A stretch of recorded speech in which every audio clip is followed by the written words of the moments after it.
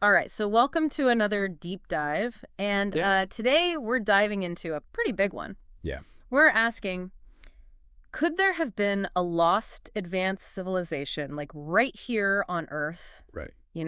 hidden in the mysteries of the last ice age? Wow. To explore this idea, Yeah. we're going to be looking at the work of Graham Hancock, Of course. Yeah. journalist and author who spent decades investigating this theory. Decades. And we're going to be pulling from his interview on the Lex Fridman podcast. Oh, cool. So get ready for a journey through ancient maps, Okay. puzzling timelines, Right. mysteries of structures like the Sphinx and the Great Pyramids. Oh, wow. Oh, and Okay. even a touch of shamanism. Ooh, that's interesting. All right. All right. Yeah. What I find so fascinating about Hancock's work Yeah. is that he doesn't start with some wild claim. Right. Instead, he starts by posing a question. Okay.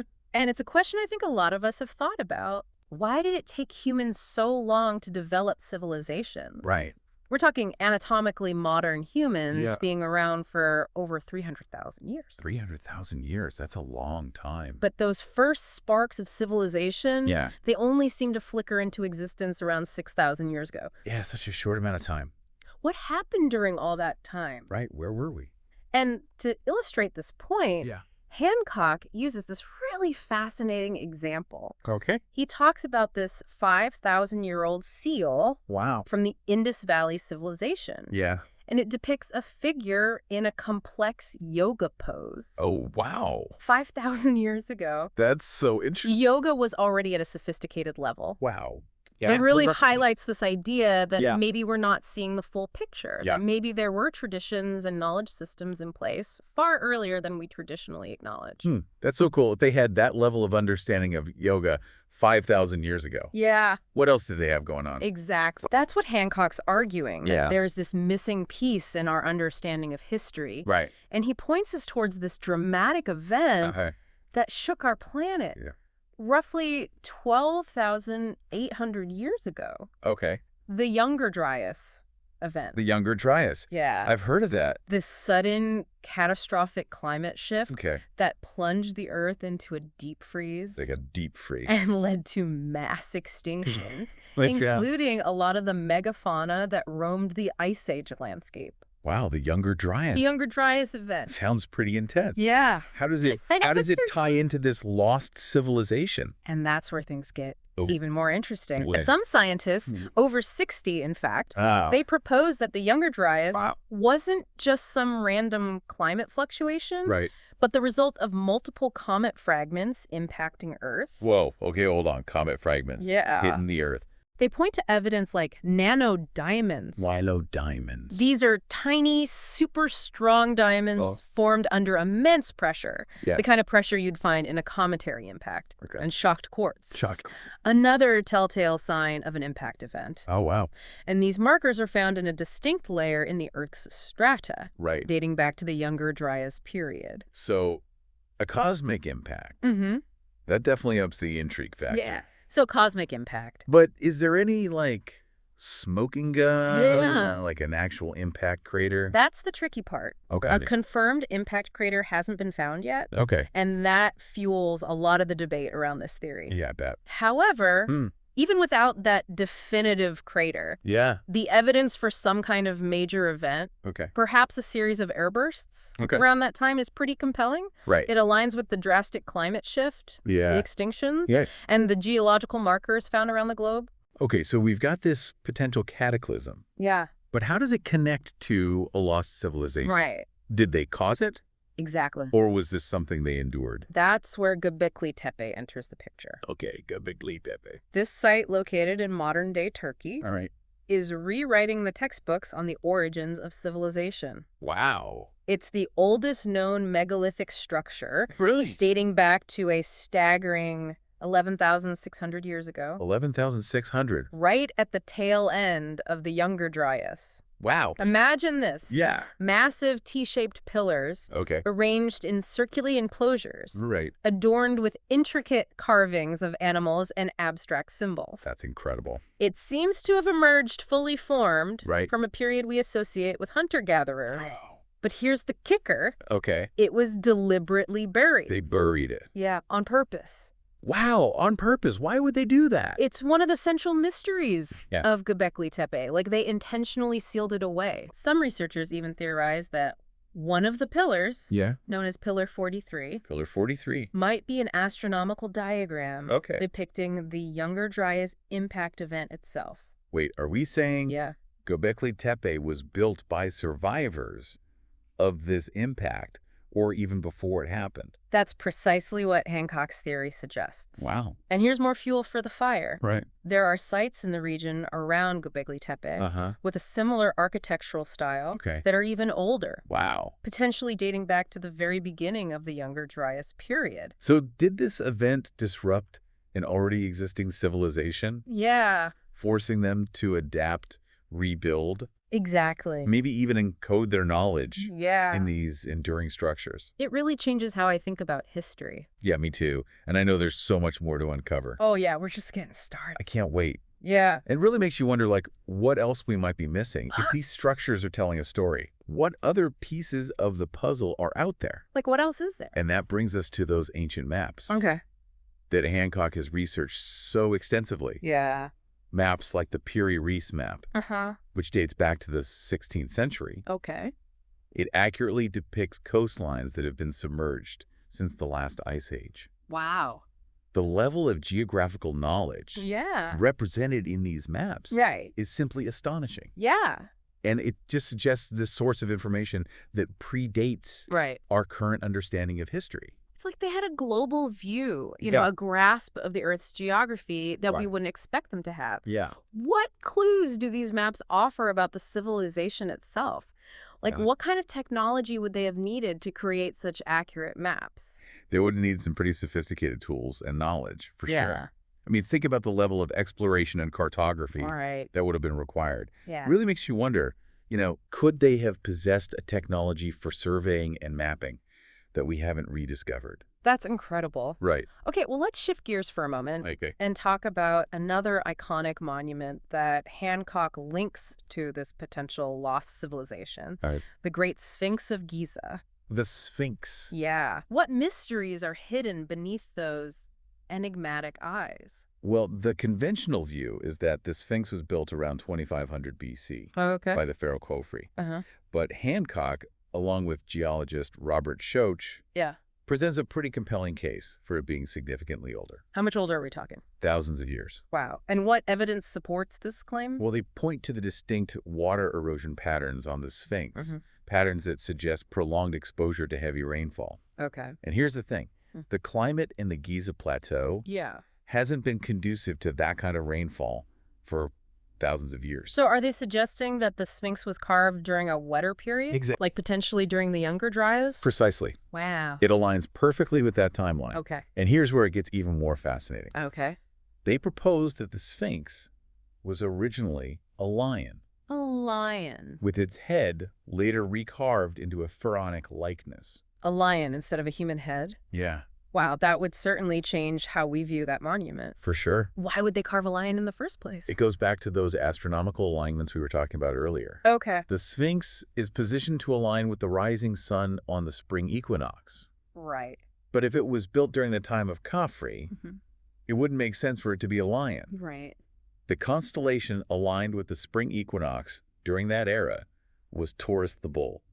So if it was originally a lion, Yeah. that would point to a time when Leo the lion was the constellation of the spring equinox. Right. When would that have been? Right around 10,500 BC. Oh, wow. Smack dab in the middle of the Younger Dryas period. So this astronomical connection just adds another layer of evidence to the theory Yeah. that the Sphinx is much older heard. than we currently believe. Uh. So we have the Sphinx potentially 8,000 years older than conventionally thought, Yeah. with possible ties to this lost civilization. Right. It makes you wonder about the nearby Great Pyramids. Yeah. Do they fit into this alternative timeline as well? They absolutely do. Okay. Remember those astronomical alignments we talked about? Yeah. The Great Pyramids of Giza are also aligned with Orion's belt, Don't tell me. but not as it appeared 4,500 years ago. They align with Orion's belt as it appeared 10,500 BC during the Younger Dryas. You got it. It can't be a coincidence at this point. It's pretty mind-blowing. Yeah. Hancock and other researchers have shown that the layout of the pyramids perfectly mirrors the position of Orion's belt during that very period. Wow. It really strengthens the connection between these monuments Yeah. and a potential advanced civilization that existed during the last ice age. So both the Sphinx and the pyramids could be pointing us back to this same time frame. It seems that way. It's almost like they were deliberately encoded with this knowledge. Right. But what does Hancock think the purpose of the pyramids was? Were Right. they simply elaborate tombs or something more? Hancock believes that the pyramids served a far grander purpose than just being tombs for pharaohs. Okay. He sees them as expressions of a deeper, perhaps cosmic purpose. And the fact that the Great Pyramid is built around a natural hill Right. suggests that it might have been constructed upon an even older platform, adding Wow. yet another layer of intrigue to this whole puzzle. And let's not forget the enduring mystery of how the pyramids were built. I mean, those massive granite blocks Right? lifted and placed with incredible precision. Yeah, It still baffles engineers and architects today. I know. Do conventional explanations like ramps and wet sand really hold up when you consider the sheer scale and complexity of these structures? That's a question that's fueled countless debates and theories. Yeah.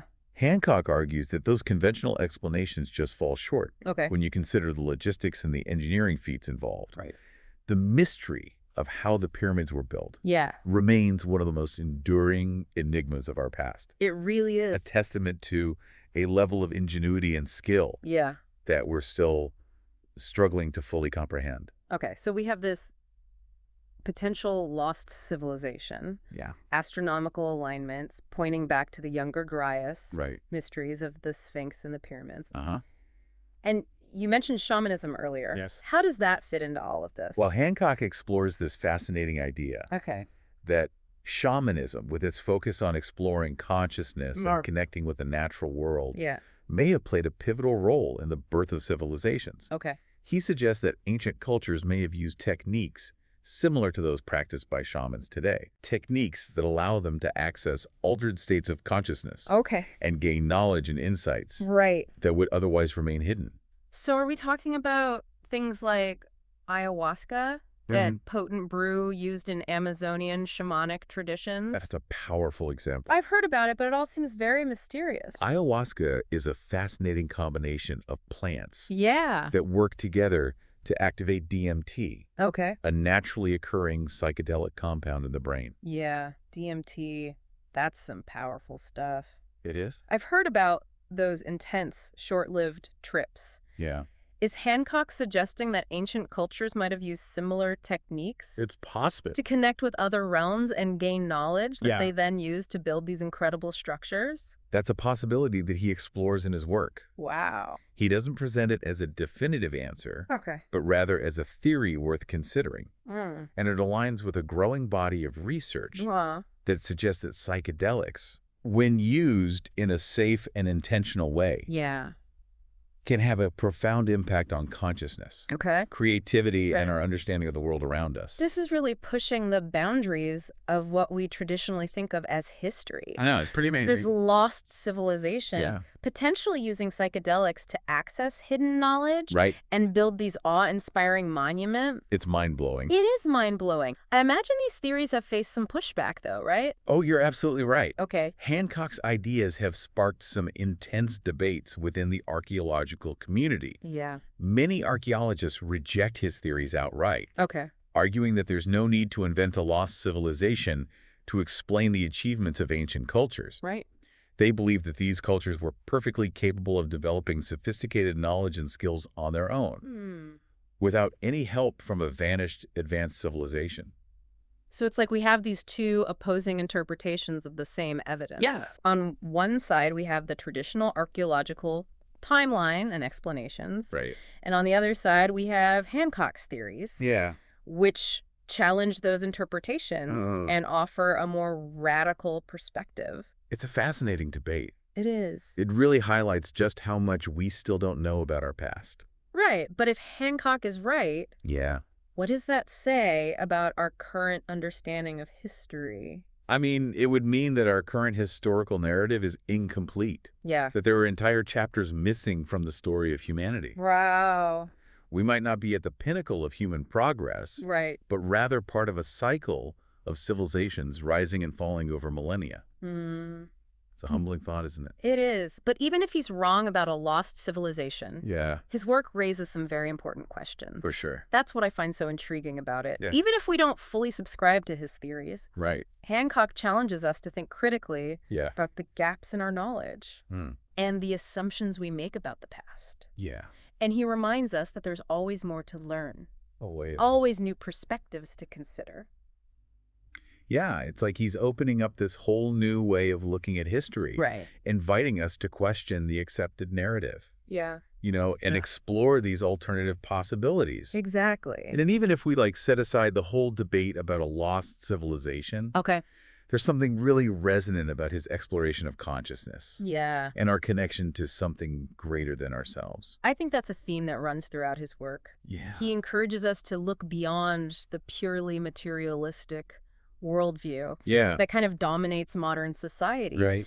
and consider the possibility that there are other realms of existence, other ways of knowing that we might have forgotten or suppressed. You're right. It's not just about uncovering physical evidence or Yeah. piecing together these historical timelines. Right. It's about exploring the hidden dimensions of our own consciousness. And the potential that lies within each of us Yeah. to connect with something larger than ourselves. It's almost like a rediscovering of ancient wisdom, Yeah. you could say. Okay, so it's about recognizing Yeah. that we're part of a much larger story, Right. one that extends far beyond Yeah. the limitations of our current historical narratives. And that brings us to another intriguing aspect of Hancock's work. Okay. The idea that this lost civilization might have foreseen its own demise. Foreseen its own demise. Yeah. You mean like they knew about the Younger Dryas impact? How could they have known about that? He points to myths and traditions from cultures all around the world Okay. that speak of a great flood or cataclysm Right. that destroyed a previous world. Wow. He suggests that these stories could be echoes of a collective memory, Okay. a warning passed down through generations from the survivors of this lost civilization. Wow. So like they were trying to tell us something? It's a possibility. That's fascinating, but also a bit unsettling. Why warn us? Right. What would be the purpose of passing down this knowledge through generations? Hancock proposes that it's a call to learn from their mistakes, Okay. to avoid repeating the patterns Right. that might have led to their downfall. Right. It's a reminder that civilizations, no matter how advanced, Yeah. are not invincible. Right. They're subject to the forces of nature Yeah. and to the consequences of their own choices. It makes you think about the choices we're making today. It does. The challenges we face as a global society, Yeah. climate change, Right. environmental degradation, Huh? technological advancements that could have unintended consequences. Mm-hmm. I mean, are we heading down a similar path? That's a question that Hancock doesn't answer directly, Okay. but he certainly leaves us pondering it. Right. He implies that we're at a crossroads, Yeah. a point in history where we have to make conscious decisions Yeah. about the future of humanity. And those decisions are going to shape not only our own fate, but the fate of generations to come. Exactly. It's a heavy responsibility. It is, but maybe by understanding the past, Yeah. by learning from those who came before us, Right. we can chart a wiser course. I think that's a key message that emerges from Hancock's work. Okay. It's not just about digging up the past for curiosity's sake. Yeah. It's about using that knowledge to inform our present Uh-huh. and to shape a better future. We can learn from both their triumphs and their mistakes. Exactly. It's about understanding the interconnectedness of everything. Right. Recognizing that we're not separate from the natural world Uh-huh. or from the history of our species. It's about embracing a sense of wonder and responsibility. Yeah. Acknowledging the mysteries that still surround us and the potential that lies within each of us to make a difference. Beautifully said. And it reminds us that the exploration of consciousness, Yeah. it's not separate from the exploration of the world around us. Right. They're two sides of the same coin. Exactly. By understanding ourselves, Yeah. we can better understand our place in the universe and the choices that we make. So as we wrap up this deep dive into Graham Hancock's theories, Yeah. what can we take away from it all? I think the key takeaway, Yeah. whether you agree with all of Hancock's conclusions or not, All right. is Yeah. our current understanding of history is not set in stone. Hmm. There are still vast gaps in our knowledge, Right. and there's always more to learn. Yeah. By staying curious, Huh? asking difficult questions, Yeah. and remaining open to new possibilities. Okay. We can continue to expand our understanding of ourselves and the world we inhabit. And perhaps in doing so, we can rediscover the wisdom of those who came before us, Right. learn from their experiences, Yeah. and create a future that honors the interconnectedness of all things. That's a beautiful thought. It's a journey worth taking. It is. And it starts with that simple but profound act, Right. questioning everything we thought we knew. It's about embracing a sense of wonder and acknowledging the mysteries that still surround us. And who knows what we might discover along the way. Exactly. What if Hancock is right? Yeah. What if the key to solving some of our biggest challenges Right. lies hidden in the ruins of lost cities, Mm. encoded in ancient myths, Yeah. or waiting to be unlocked within the depths of our own consciousness? That's a question that deserves our attention. It really does. It invites us to think beyond the limitations of our current worldview Yeah, and to embrace the possibilities that lie ahead.